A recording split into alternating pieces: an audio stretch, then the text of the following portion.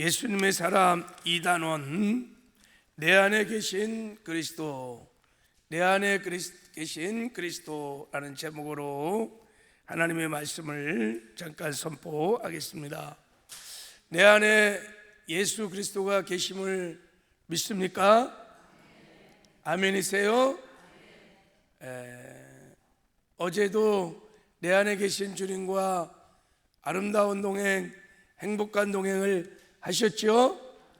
할렐루야. 이 복음이, 임만의 복음이 더 깊이 깨달아지고 믿어지는 은혜가 있기를 바랍니다. 우리가 예수를 믿는다는 건 예수님이 우리 죄를 사하시는 구주시오 그리스도라고 하는 기독교의 그런 교리들만을 믿는 것이 아닙니다. 우리가 예수를 믿는 것은 살아계신 예수님, 사망 권세를 파하시고 부활하신 예수님을 우리가 마음에 영접한 것입니다. 영접하는 자, 곧 그 이름을 믿는 자들의 하나님의 자녀가 되는 권세를 주셨느니라 그랬어요. 마음의 예수를 영접해서 그 예수를 모시고 함께 날마다 사는 것을 예수를 믿는다고 하는 것입니다. 그래서 기독교만 영접 종교라 그래요. 영접 종교. 다른 종교들은 영접이 없습니다. 여러분, 불자들이요, 부처를 마음에 영접하여 부처와 날마다 함께 산다, 이런 말 들어봤어요? 석가모니는 죽었어요. 무슬림 사람들이, 이슬람 신자들이 마호메트를 마음에 영접하여 나는 마호메트와 같이 살고 있다, 이런 말 하지 않아요. 다 죽었어요. 다 죽었어요. 오직 기독교만 영접 종교입니다. 살아계신 예수님을 내 마음에 모시고 그 주님과 함께 사는 것입니다.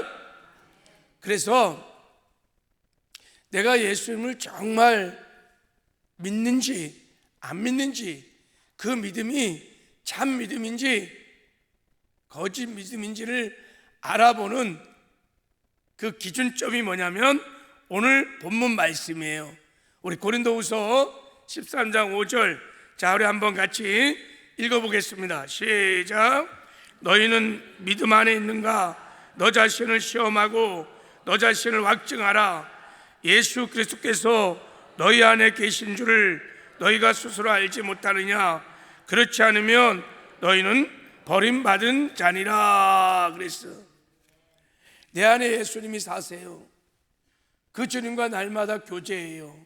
그리고 동행합니다. 그러면 그 사람은 정말 예수님을 잘 믿는 거예요. 그런데 그분과 교제도 안 하고 그분을 바라보지도 않고 의식도 안 해, 그냥 막 살아. 그러면 예수를 안 믿는 거예요. 심각한 문제가 생겨요. 버림받은 자라, 이렇게 말해요. 버림받은 자라. 그래서 거듭난 모든 그리스도인의 정체성은 예수님을 내 마음에 모시고 사는 것입니다. 예수님과 인격적인 교제를 나누면서 주님과 동거하고 동행하는 삶을 사는 것입니다. 여러분, 하나님이 예수님을 이 땅에 보내신 궁극적인 목적이 뭘까요? 자, 우리 마태복음 1장 23절에 이렇게 말씀하셨어요. 보라, 처녀가 잉태하여 아들을 낳을 것이요 그 이름을 임마누엘이라 하리라 하셨으니 이를 번역한즉 하나님이 우리와 함께 계시다, 아멘이라 그랬어요. 하나님이 예수님을 우리에게 보내주신 목적은 단순히 제사함만을, 또 영생을 주기만을 한 것이 아니었음을 알 수 있어요. 부활하신 예수님이 우리 안에 오셔서 임마누엘, 우리와 함께 살게 하시려고, 할렐루야, 예수님과 한 몸이 하나가 되어서 함께 사는 거예요. 그래서 오셨어요. 자, 우리가 예수를 영접할 때 예수님이 우리 안에 들어오시죠. 예수님이 우리 안에 오시는 목적이 뭐냐면, 자, 우리 요한계시록 3장 20절도 한번 읽어보겠습니다. 시작. 볼지어다 내가 문 밖에 서서 두드리노니 누구든지 내 음성을 듣고 문을 열면 내가 그에게 들어가 그와 더불어 먹고 그는 나와 더불어 먹으리라. 우리가 예수를 영접하면요, 예수는 우리 안에 들어오신다는 거예요. 그래서 그와 더불어 먹고 그는 나와 더불어 먹으리라. 그러니까 예수님이 우리 안에 오셔서 하루 3끼 식사 같이 하자는 거예요. 이게 무슨 말입니까, 여러분? 하루에요 3끼 식사를 같이 하는 사람은요 대단히 친밀한 사람입니다. 요즘 여러분 하루 3끼 꼬박꼬박 같이 먹는 사람 있어요? 거의 없어요. 거의 가족들도요 하루 3끼 못 먹어요. 그런데 예수님은 하루 3끼 같이 우리 식사하자는 거예요. 주님과의 친밀한 교제, 주님과 함께 살자는 것입니다. 할렐루야. 예, 그래서 예수님이 오셨어요. 자, 예수님이 우리를 구원하신 목적도 자 이렇게 말씀하셨어요. 사도행전 5장 우리 10절을 읽겠습니다. 시작. 예수께서 우리를 위해 죽으사 우리로 하여금 깨어있든지 자든지 자기와 함께 살게 하려 하셨느니라. 예수님이 우리를 위해서 죽으시고 부활하셨어요. 왜요? 우리 구원시켜 주기 위하여. 왜 구원시켜 주셨어요? 자든지 깨든지 자든지 깨든지 우리의 일상의 삶을 말하는 거예요. 24시간 전체 신앙을 말하는 거예요. 자든지 깨든지 자기와 함께 살게 하려 하셨느니라. 할렐루야. 예. 그래서 우리 신앙생활에서 가장 중요한 것은 내 안에 사시는 주님과 날마다 친밀한 교제를 나누며 사는 것입니다. 내 마음에 예수님을 영접했잖아요. 그분은 살아계세요. 할렐루야. 그러므로 그분 바라보고 그분과 날마다 친밀한 교제를 나누면서 함께 사는 것이 신앙생활의 핵심이에요. 여러분, 우리가 예수님이 내 안에 오셔서 나와 함께 사신다는 임만의 복음이 정말 믿어지면, 이것이 정말 믿어지면요 예수님을 늘 생각하지 않을 수가 없어요. 이게 믿어지면요 늘 예수님을 의식하며 살게 되어 있어요. 그분을 늘 생각하며 살 수 있어요. 그리고 기도하러 교제하고 말씀을 읽고 묵상하며 교제하고 또 이렇게 예배드리며 주님과 교제를 하게 돼요. 주님과 이렇게 친밀한 교제가 일어나면요 우리가 주님의 마음을 알아요. 주님의 뜻을 알게 되어 있어요. 그러면요 내 뜻대로 내 생각대로 내 멋대로 막 내 욕심 따라서 그렇게 살지 못해요. 주님의 뜻에 따라 주의 말씀에 따라 순종하기 시작해요. 그러면요 주님과 일상의 삶에서 동행이 일어납니다. 할렐루야. 우리가 주님과 동행하려면 주님과 뜻이 맞아야 돼요. 아모스 3장 3절에 두 사람이 뜻이 같지 않은데 어찌 동행하리요 그랬어요.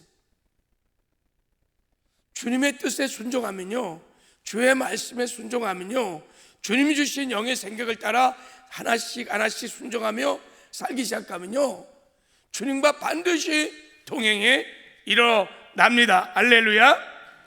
내 멋대로 살지 않아요. 그렇게 못 살아요. 그래서 결국은 예수를 진짜 믿는 그리스도인들은 주님과 날마다 동행하는 삶을 살 수 있습니다. 네. 최고의 임마누엘 복을 누리며 살 수 있습니다. 최고의 축복이죠. 이런 임마누엘 복음을 가지고 교회 안에 그러면 사람을 분류해 보면 세 종류의 사람들이 있을 수 있어요. 첫 번째 종류는 예수님이 자기 안에 계심에 대하여 전혀 모르는 사람들이, 그냥 형식적인 종교 생활을 하는 사람이에요. 이런 사람을 종교인이다. 종교인. 두 번째 분류는 예수님이 자기 안에 계심을 알지만 예수님을 의식하지 않아요. 예수님을 바라보지 않아요. 뭐 특별히 예배 시간이나 이렇게 기도 시간이나 그때 예수님 생각해요. 그런데 일상의 삶을 딱 나가보면 예수님과 동행하지 않는 사람들, 입술로는 임마누엘을 믿어요. 고백해요. 머리로는 알고 있어요. 그러나 일상의 삶에서는 그렇게 안 살아요. 이런 사람을 고린도전서 2장에 보면 육에 속한 자라 그래. 영적으로 어린아이들이에요. 성숙하지 못했어요. 신앙생활을 20년 30년 했어도 주님과의 친밀한 관계에 성숙이 없어요. 육에 속한 사람들이. 그러니까 내 멋대로 살아요. 고집도 얼마나 센지 몰라요. 자기 생각대로 신앙생활해요. 주의 뜻에, 주의 말씀에, 영적 권위에 잘 순종하지 않아요. 세 번째 분류의 사람은 예수님이 우리 안에 있음을 알고 매 순간 예수님을 바라보고 생각하며 의식하며 주님과 동행하는 그리스도인들입니다. 이들은 일상의 삶에서 동행일기를 쓸 수 있어요. 이런 사람을 영에 속한 자다. 성숙한 아비들입니다. 영적인 아비들. 내 마음대로 내 생각대로 그렇게 살지 않아요. 늘 주의 주권을 인정하고 주님의 뜻을 따라 살 수 있습니다. 자, 여러분 어떠세요? 나는 어디에 속한 사람인가? 종교인인가? 아니면 육에 속한 사람인가? 나는 어쩌면 영에 속한 사람인가? 어떠세요, 여러분? 한번 여러분의 신앙을 한번 진단해 보는 은혜가 있기를 바랍니다. 자, 그런데 안타깝게도 많은 사람이 예수님을 영접했다고 하면서도 예수님이 나와 함께 계시는 것을 잘 알지 못합니다. 잘 알지 못해. 예수님께서 우리 안에 계시다는 것을 아는 척, 믿는 척 할 뿐 예수님을 인격적으로 알고 교제하는 것에 대해서 잘 몰라요. 주님을 의식하며 잘 살지를 않아요. 이 교재에 보면 이런 말이 있어요. 북경 코스타에서 어느 목사님이 이런 말을 했어요. 성도들이 천국에 가서 예수를 만나면 어떻게 인사할 것 같습니까? 대부분이 이렇게 인사할 거래요. 예수님, 말씀 많이 들었습니다. 예수님, 그동안 교회에서 예수님에 대해서 말씀 많이 들었습니다. 그 말을 듣고 모두가 웃었대요. 사실 심각한 말이에요. 우리가 예수님에 대해서 굉장히 많이 들었어요. 예수님에 대해서 많이 알아요. 예배 때마다 들었어요. 그러나 예수님과 인격적인 교제는 너무너무 빈약해요. 예수님이 나와 함께 한다는 임마누엘 복음에 대해서 귀가 따갑도록 들었어요. 성경도 잘 알아요. 그런데 주님이 주시는 감동이 없어요. 성질 하나 못 고쳐요. 늘 원망, 불평, 근심, 걱정, 투성이에요. 왜 그럴까? 이유는 하나예요. 내 안에 사시는 예수님을 인격적으로 지금 알지 못하는 거예요. 그 주님을 바라보며 주님과 교제가 없어요. 그래서 변화가 되지 않는 거예요.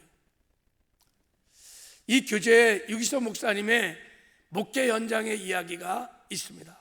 제가 한번 읽어볼게요. 제가 교인들에게 가장 많이 속는 것은 중에 하나가 부부싸움입니다. 부부싸움을 하고도 제 앞에서는 전혀 싸우지 않는 척 합니다. 목사 앞에서 부부싸움 하는 것은 창피하다고 생각하기 때문입니다. 그러나 예수님께서 내 안에 계십니다 라고 고백하면서도 그렇게 부부싸움을 합니다. 그렇다면 예수님 앞에서는 창피하지 않는다는 말입니까? 이것이 예수님께서 함께 계시다는 것을 의식하지 못하고 사는 영적 어린아이라는 증거입니다. 많은 사람이 혼자 있을 때 음란물 같은 은밀한 죄의 유혹을 받습니다. 그리고 그 죄의 유혹에 넘어집니다. 음란물의 유혹이 강해서 그럴까요? 아닙니다. 옆에 사람만 있어도 음란물을 버젓이 들여다보고 있을 사람은 거의 없습니다. 아마 음란물을 거들떠보지도 않을 것입니다. 예수님이 내 안에 계신 것을 진짜로 믿지 않으니 그것이 유혹이 되는 것입니다. 혼자 있을 때에도 주님을 의식하면 그런 유혹에 빠질 수 없습니다. 그때에도 거룩한 삶을 살 수 있습니다. 대부분 사람들은 사람들의 눈만 피하면 아무도 보지 않는 줄 압니다. 그래서 보는 사람만 없으면 별의별 말과 행동을 다 합니다. 그러나 그렇지 않습니다. 예수님을 마음에 영접한 사람은 예수님께서 언제나 함께 계십니다. 이 사실을 알고 믿고 늘 예수님을 의식하며 사는 사람만이 거룩한 삶을 살 수 있습니다. 여러분, 보디발의 아내가 요셉을요 얼마나 유혹을 많이 했는지 매일같이 유혹을 했어요. 야, 당신과 나 두 밖에 없어. 우리 같이 요셉아 동침하자. 근데 요셉이 이렇게 말했어요. 내가 어찌하여 큰 죄악을 행하여 하나님 앞에 죄를 지으려 하면서 뿌리치고 도망갔어요. 억울한 누명 쓰고요, 이 일 때문에 요셉이 감옥에 갇혔잖아요. 요셉이 그 유혹을 뿌릴 수 있었던 것은 유혹이 약해서기 때문이 아니에요. 요셉은요 그 당시 혈기왕성한 젊은이였어요. 보디발의 유혹은 날마다 강력했어요. 여러분, 요셉이 유혹을 이길 수 있었던 것은 하나님이 이 자리에 보이지 않지만 함께하고 계신다는 임마누엘이 그 요셉에게는 실제였던 거예요. 늘 요셉은 보이지 않지만 보이지 않는 하나님을 보는 것처럼 바라보며 살았기 때문인 것입니다. 요셉의 거룩함은 여기서 나온 거예요. 모든 성경의 인물의 거룩함은 다 임마누엘 하나님, 그분을 의식하며 사는 산 믿음에서 나왔습니다. 지금도 마찬가지입니다. 우리가 거룩한 삶을, 이기는 승리의 삶을 살려면 하나님을, 주님을 늘 바라봐야 합니다. 할렐루야. 여러분, 주 안에서 나 죽고 내 안에 예수가 살아 계신 것을 믿으시기 바랍니다. 늘 예수님을 의식하고 예수님과 동행하는 아름다운 동행, 행복한 동행을 사시길 바랍니다. 그래서 죄와 거룩한 삶을 사시기 바랍니다. 하나님 말씀을 지켜 행하는 의의 삶도 사시길 바랍니다. 세상에 나가서 빛과 소금의 역할도 감당하기를 바랍니다. 이기는 승리의 삶을 사시기를 바랍니다. 할렐루야. 우리 앞뒤 좌우에 우리 나 죽고 예수로 삽시다 한번 하세요.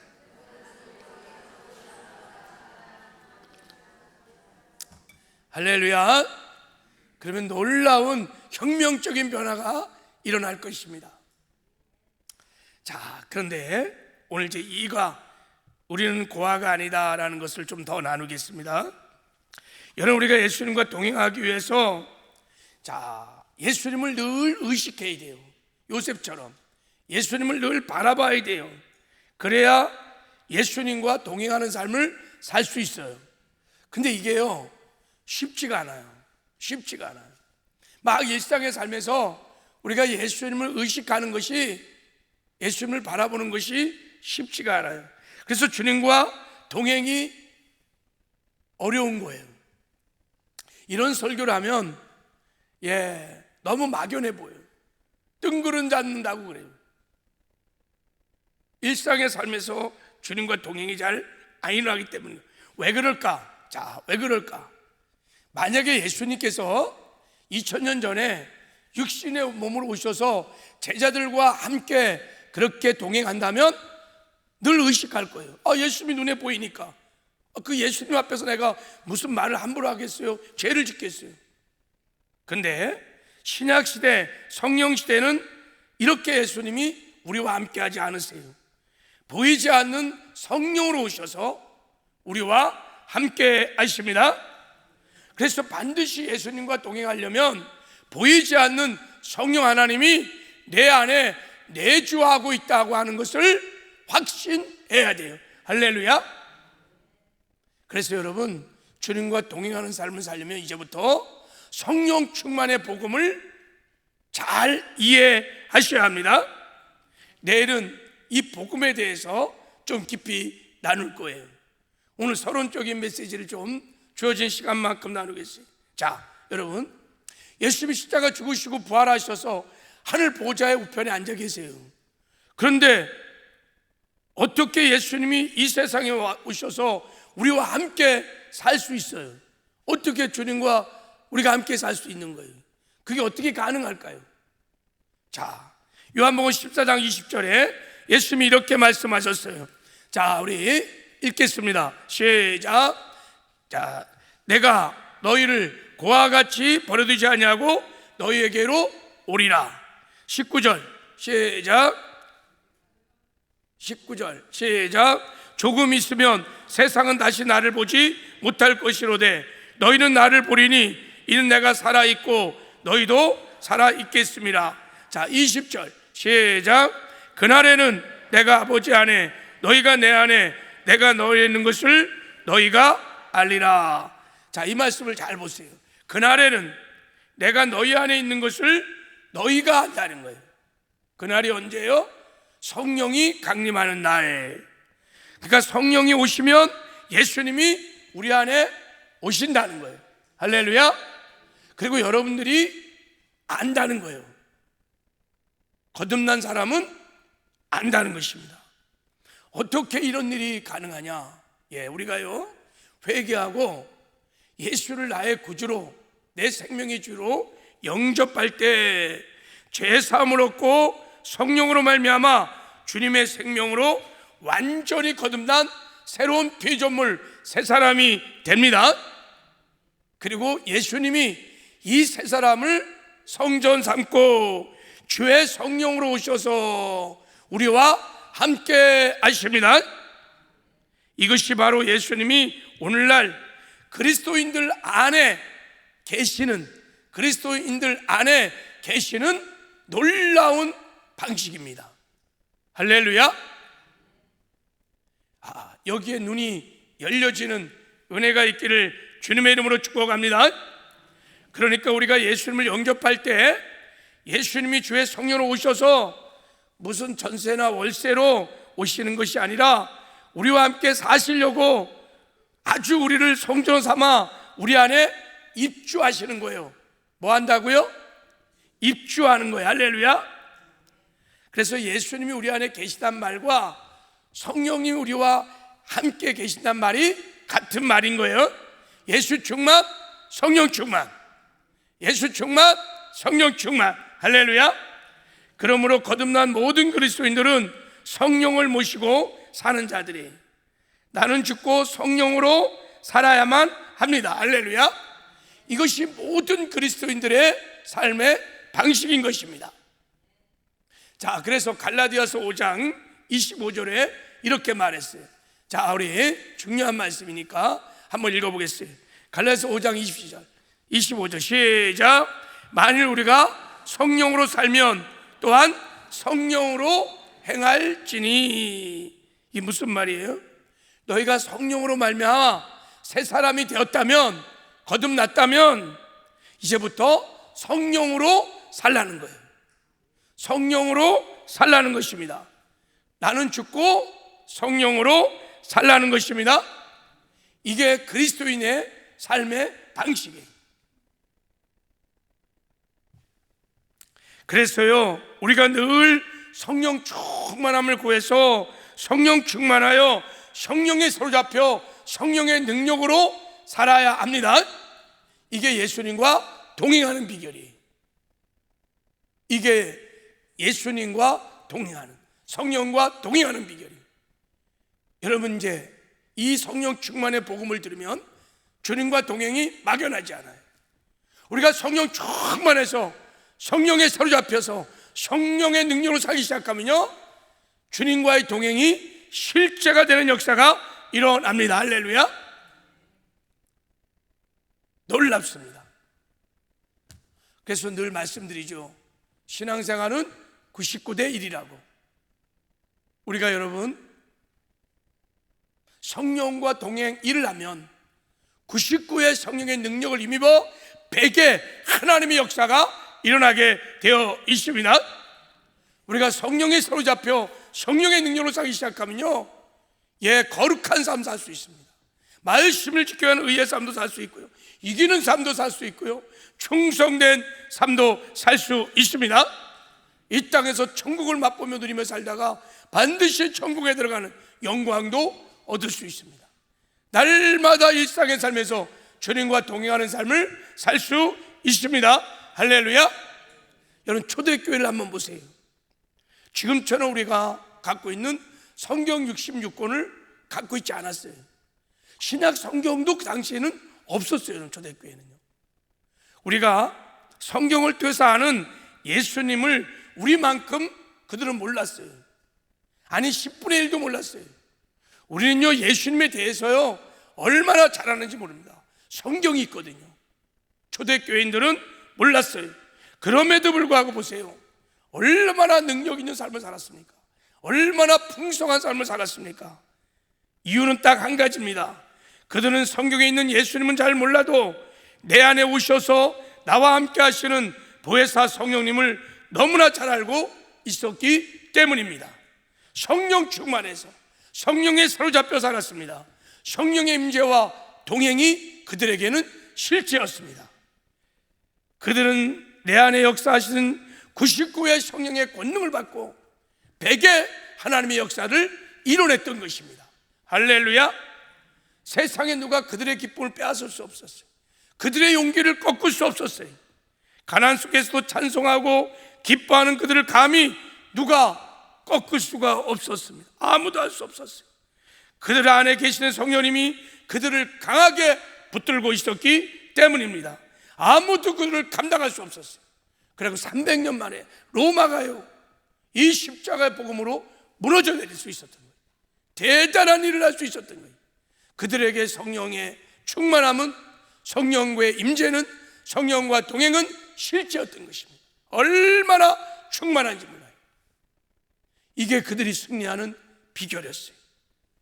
여러분이 한 장의 종이는요, 찢으면 당 찢어져요. 너무너무 약해요.